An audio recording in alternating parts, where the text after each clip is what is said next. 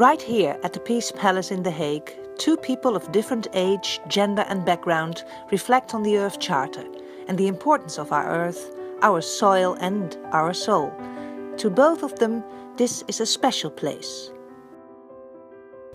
Well, this is a very special building, of course. It is important that it is here. It is a center of peace. You feel it in the atmosphere.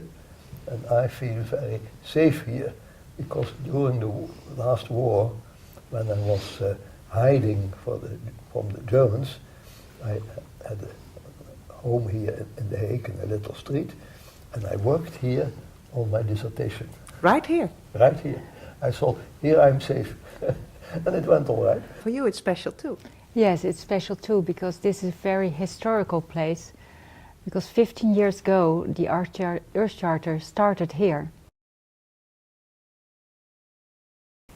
On the one hand, we have to see it in proportion, because when I think back of the last war, that was, from the point of view of violence, much more serious.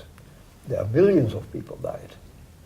On the other hand, we must not allow it to penetrate too deeply into our heart. And that is what Sufism aims, more and more to remain in tune with the one and only being that has created this whole universe. In Zen, it's about awakening your true self. If your energy is at peace inside, your energy affects also the community. It's peace at mind. And I want to attribute something, to add something to that. It's also peace at heart. Does it also help when yourself are victimed, maybe when something violent happened, and it happened to you last year, 2014, Yep. your son and his family Yep. got killed by an airstrike above the Ukraine. Yeah, that was a terrible blow, but certainly it helps that you can always find that contact with the divine world.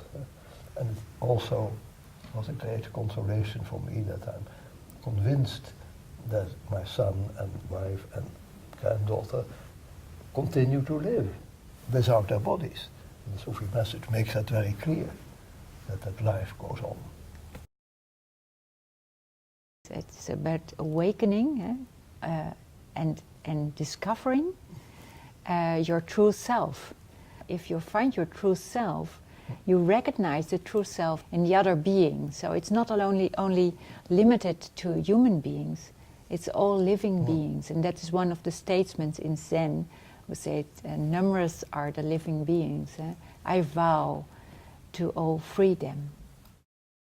It's also the International Year of the Soil this year from the UN. How important is that? It's most important, and for me, soil means also the get to your soul.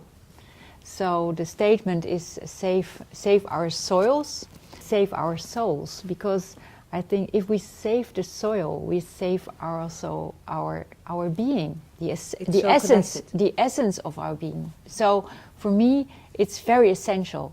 It's not only important, it's very essential. We have one common destiny, and that's the Earth. It's not the moon, it's not Mars, it's the Earth. So we must get a balance, you could say, between soul and soil. Yeah. And that's an important idea in Sufism, that we need to create a balance of the inner and the outer life. And how hopeful, to conclude this dialogue, how hopeful are the both of you that we are capable to do that? I am hopeful, although when you look at the world now, it's difficult to have hope because you see so much conflict and suffering.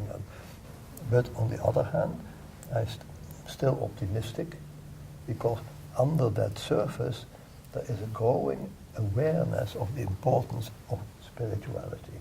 The inside world is our home, and we need to go home, and we are all longing for this home. So I'm so confident that we get there. We will go home.